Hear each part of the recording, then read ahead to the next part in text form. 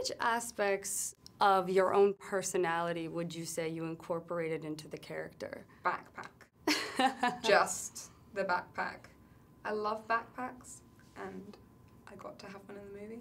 I think as well, just the fact that I think it's important just to let people do their thing, and you carry on doing your thing, and being too concerned or letting somebody who you're dating or who you're close with kind of dictate your mindset or attitude too much can be dangerous. What aspects of her do you wish you could incorporate into your own life? The fact she lives in New York, the fact that her hair every day is so great, and her makeup, what is that? That's just crazy. That would be pretty fun. The film sends the message that a true friend is someone who comes through for you in the most difficult times and when you need them. How would you define it? I think, I think in that way, I think if I think about my closest friends in the world, they're people who you really have no facade in front of. You can crumble like apple crumble, or you could just, you can do the same for them too. But I think it's just being there for somebody and kind of,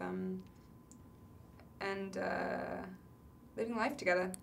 You know, there are some really, really hard times and there are some really difficult moments, and I think when you have a close friend close by, everything's better. There are a lot of Shakespearean undertones in this, which I think was really fascinating. The director did say that Love's Labour's Lost was actually part of the inspiration for the story. If you had to choose a Shakespeare play to do a modern reworking of, which one do you think you want to take on? I love Measure for Measure. I love that, actually, and I think the themes that are in that, and you could say in Love's Labour's Lost. I mean, they're sort of universal in a lot of his plays, but I think what's so cool is there's a formula there in those plays that you can really update or kind of maintain the time period they're meant to be in, and it just, they're universal qualities. I think that's what's so cool. But I love the way that Tom Gormican managed to draw something between that awkward moment and Shakespeare. Very true. And you mentioned New York as being a great place to shoot this, and when I was watching it, I couldn't imagine it set in any other city. Can you talk a little bit about the experience of shooting here? Yeah, shooting here is one of my favourite things in the world, and I think that's just because it offers so many visual opportunities for any filmmaker. It's such a kind of cinematic town.